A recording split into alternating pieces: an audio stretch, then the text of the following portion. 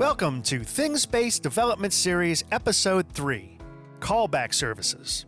Everything that I'll be discussing today can be found on the documentation page at thingspace.com, Documentation, Connectivity Management, Working with Verizon Wireless, and About Callback Services. The ThingSpace Connectivity Management API uses callback services or webhooks to send messages to your application. To receive callback messages, you will need to create and deploy a web service that can validate and process REST callbacks. You will only need to register once for each type of callback message that you want to receive. Your callback listener web service must acknowledge receipt of a callback message by sending back a 200 status code.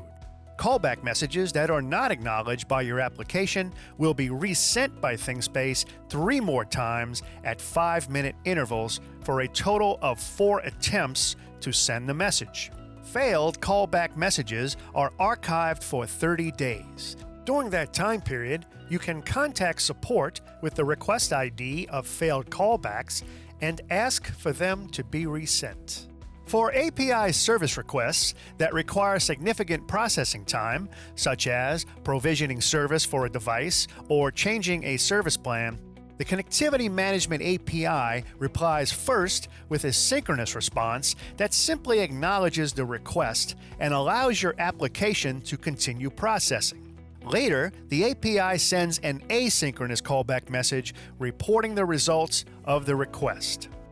The synchronous response contains a unique request ID.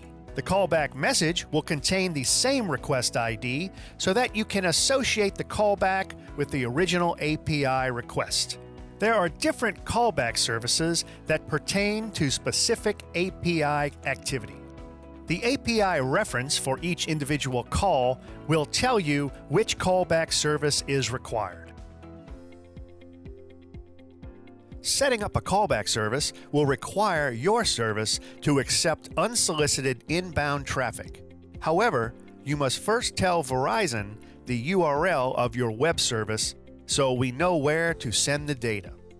You will have to provide a way through your firewalls for the callback messages, such as by permitting the IP addresses used by Verizon ThingSpace servers. The IP addresses are as follows. Let's discuss a few best practices. Be sure your web service server's firewall allows incoming traffic from Verizon on the port you register. Register the correct URL or IP address and port. Be sure the URL or IP address is the outside, publicly accessible IP address. There are many services you can register. Be sure that you are registering the correct service for the API set. For each account you have, you can register for one, many, or all of the Verizon API callback services available, depending on what information you are looking to receive. If you use HTTPS, you must have a certificate registered with a legitimate certificate authority. There are 3 callback APIs that you will be using. Register a callback listener, return a list of registered callback listeners, and delete a callback listener. The required information for all ThingSpace APIs is located on the ThingSpace documentation page under API Reference.